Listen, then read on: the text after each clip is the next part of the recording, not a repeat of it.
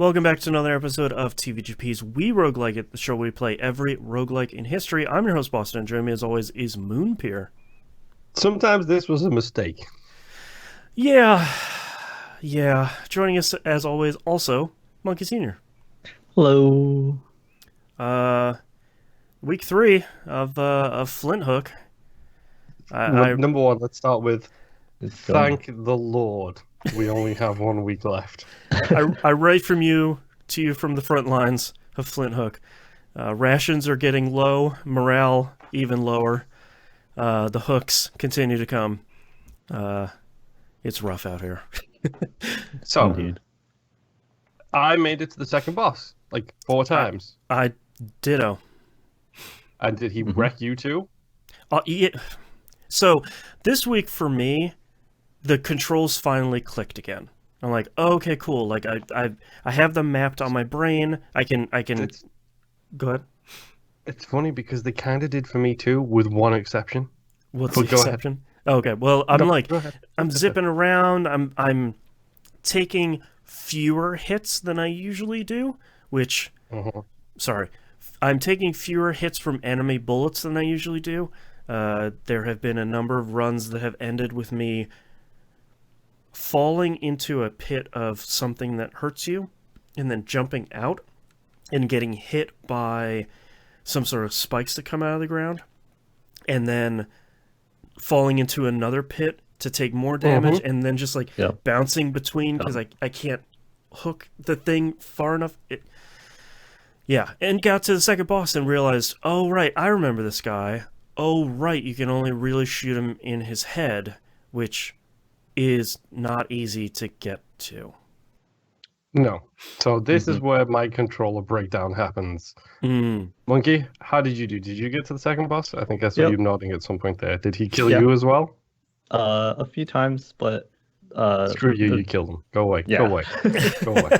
I hate you. Did you beat the game yet, Monkey? Did you beat the game yet? Because that's the big question. No. I actually don't know how many bosses are in this game. There's like 6, dude, based on how many cards you can scroll to the right. Woof. Did you beat the third boss, Monkey? We might as well ask this question now. I tried the third, stage, like twice and died on the first ship. So I was like, whatever. Oh, that sounds fun. That sounds like a great experience to go. The third, last time I played, I remember beating the second boss, and I've gotten to the third boss. And the third boss is just a nightmare. And just okay.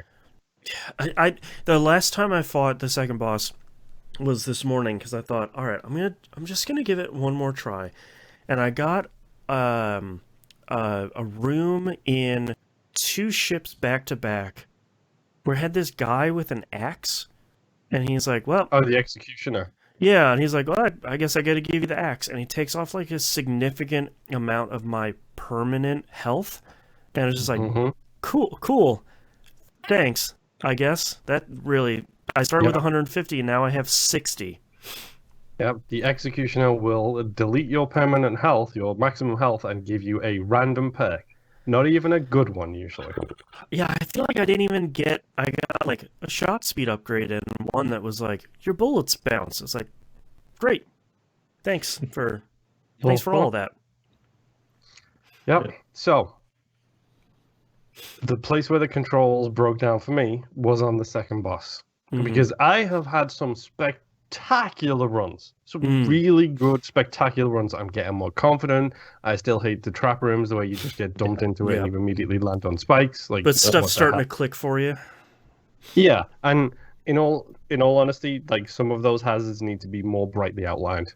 I don't want to run off an edge into one of those mini cannonballs that I didn't see because it's black and the floor is black and the platforms are black and the background is black, and it's just like, I just lost 10 health because you can't like visually signpost that threat. Or like one of those lasers that, not the ones that shoot when you pass through them, but the ones that shoot on a cycle. Sometimes I have no idea they're all the way up there. Yep. Yep. But yes, the controls seem to be working fine with me because I'm not using my hook ever, except for traversing after combat. So during combat, I've got it on pro control, so the stick is my shoot thing, and the right bumper is my jump. and I'm using that right bumper jump mixed with the left trigger to slow down time, which I'm getting better at now, to basically just treat it as an action platformer twin stick shooter. Interesting. Okay. I am not like doing any hookness at all. I'm not doing any of that flying around the room using the hooks unless I absolutely have to. Specifically to like, oh, there's a guy up there who's producing shields for the guys down here, so I need to hook up there to get to him, so then I can kill the guys down there. Right. It's funny because that's the exact opposite of how I'm playing now that I'm getting more comfortable. I'm zipping around the room. I'm like a Spider-Man over here. Like I'm zipping around, slowing down time, and then like zipping off and moving away. Yeah, I'm really struggling with the hook for whatever reason. But then I get to that second boss. It's like, okay, so you got to go all the way down, pull his bubble butt, and then consistently do the hook thing up the side over the top of him while shooting down, while at the same time hooking upwards. So it's like you're trying to shoot down, but then hook up and then shoot down, and avoiding his two arms that are going everywhere, like. Mm-hmm. And the rockets and all of the other things. Yeah, let's not forget the rockets. A whole bunch of stuff. Later on, he starts just shooting bullets too. I had him to a sliver on one of my runs, and then he still killed me, and I was so frustrated. God. So I went back to the first level, and I beat the first boss in like under 19 minutes, which got me a relic, so that's good, I guess. Oh, nice. Apparently, I have to beat him in under 13 minutes to get the golden version of the relic. It's like, okay, great. Honestly, it shouldn't be too hard now based on the fact that I have a bunch of perks already pre-installed and my health is bigger and stuff like that. Right. So with minimal exploring, I should just be able to, go and take care of it. But I wanted to bring something up here. Mm-hmm. Because I don't have the achievement for beating Bad Billy Bullseye. Okay. Which is the first boss, I believe. That's his name. I believe so. So I thought to myself, well, hold on a minute. Let me just go to my tried and trusty and true source of all things achievements. And let me go check out trueachievements.com. Yep. So... Funny story. Are all achievements bugged? Not all of them. But let's just say there is 0 guides. Okay. Okay, that's surprising. Wow. And all of these achievements are ridiculously rare. Every single one of them is a diamond because it feels like nobody played this game. Wow. Like nobody at all. And to give you guys an idea, my first achievement in this game was the 27th of April, 2017. I got one achievement and then stopped playing. Yeah, I was looking at my PS5. It more prominently says how many trophies you've unlocked. I've unlocked 2 of like 27. 3, dude. Yeah, 3, and one of them I haven't unlocked is a bugged one. Yeah. I wonder how many I have on Steam. I feel like ridiculous. I feel like when this game was announced, everyone was like, "Hell yeah! Look, like Tribute's making a roguelike. Like this looks cool. Like has a bunch of good trailers. Obviously, the graphics and the music are great." And then it got eviscerated when it came out in reviews because everyone was complaining about the same problems we've been having, which is like the game is kind of mean, and on consoles it doesn't control as the. Let me specify on. Consoles, the hook doesn't control as smoothly or naturally as you would want it to. The rest of it feels fine, like it's okay-ish. But it's one of those games where you're like, boy, I should probably be playing this on PC, huh? Yeah, and it just doesn't... I don't know if it's me. I don't know if it's the state of mind of everything that's going on right now, but you are correct. Like this game just feels like it's punishing you for no reason other than to be punishing, which is the worst thing because the game looks great. I'm not a huge pixel art fan, but the game genuinely looks fantastic with a few visual things aside. Mm-hmm. The animations are fantastic. The gameplay could be better with a solid control scheme. And then the music is probably some of my favorite chiptune music I've ever listened to in my life. Like when you first load it up and just like it's just like, oh, you got me really hyped up now, and then you have to play the game. Yeah, unfortunate. I still feel like the game got like 9/10 of the way there with design and controls and like the gameplay and everything, and they just didn't finish like polishing the edges off of it, because I feel like we had these same complaints about the game originally, and I was hoping I'd feel more favorably towards this game now. But like it still feels the same, and so many reviews came out with the same complaints, and it just feels like it's also very surprising in 2021 looking at this game and thinking, boy, they put it out and then just kind of stopped. Like I feel like nowadays somebody would put this out and they'd put it out on Switch, and it'd probably be like an Epic Game Store exclusive to try and get the nice payday, which is not a negative. But then there'd be this kind of pushback, and I feel like within a couple of weeks we'd see like a roadmap of like, well, here's the next couple of patches and stuff like that. But they kind of put this out and said like, all right, see ya. Like we're working on whatever the other game was, the Mercenary Kings, I think it was called. Yeah, that one was the biggest success. Like that one was a huge success for them. I know that much. Yeah. But it's worth mentioning though, at this moment in time, on the main show proper, I'm currently playing a game that came out a year before this and was shrouded in negativity. Mm-hmm. Yeah. And it has been updated and patched to a ridiculous level. Yeah.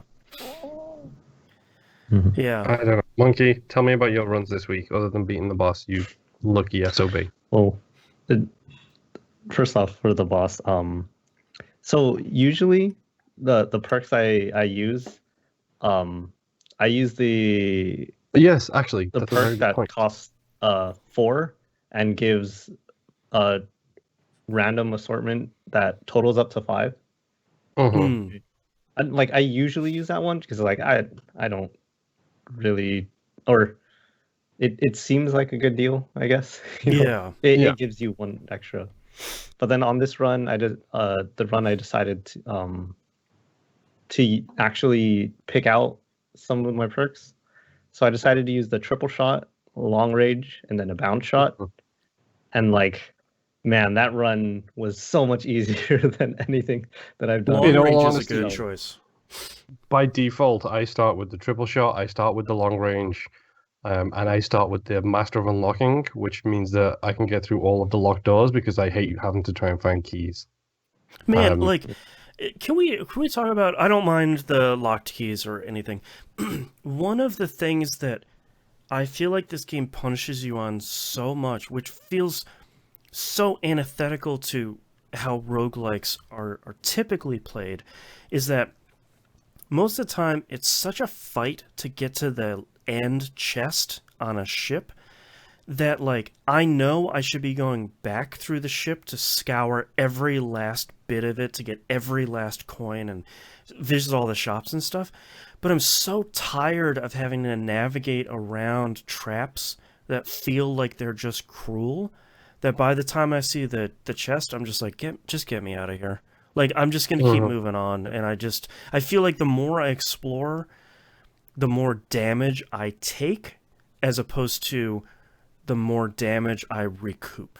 Because I feel like that's the thing you should be doing in these games, is you explore a whole bunch, and then you get that health back that you've lost from encounters by doing the exploration stuff. But I feel very much the opposite, where it's like, it's a bunch of encounters. Like, whatever. No big deal. Yeah, I don't think I've ever fully explored a whole ship. Yeah, I haven't. Maybe on accident, but yeah, I don't think I've ever. I was just like, once I get to the last room, I'm like, okay, but next one. Yeah, like let's keep moving on. Yeah, it's a bummer. I just Flinthook is it's just rough. It feels like. Go ahead. Oh, I was just gonna say or continue. This week I found the worst room, in my opinion. Oh no. Oh, I got a boss room that was pretty bad, but go ahead.